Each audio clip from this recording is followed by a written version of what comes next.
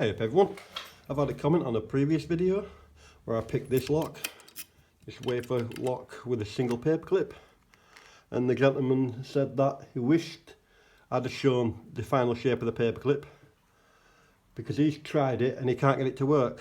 So that's what we're going to do. I'm going to revisit it. So I'll take this paper clip and zoom out a bit, and I'm going to do everything I did before, but I'm going to show you exactly what I did. So I just bent it out, and all I did was bend that one round, give me somewhere to hold, and give that one a little squeeze. So essentially, I'm left with that. And that just goes in the lock, and we give it a little jiggle.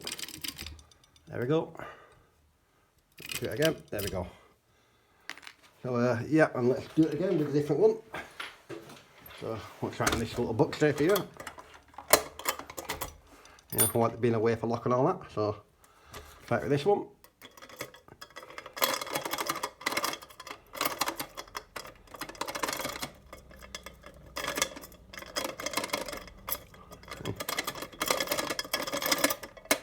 There we go. That one's done too. Yeah, it can be a bit difficult. Some of them. There we go. Locked.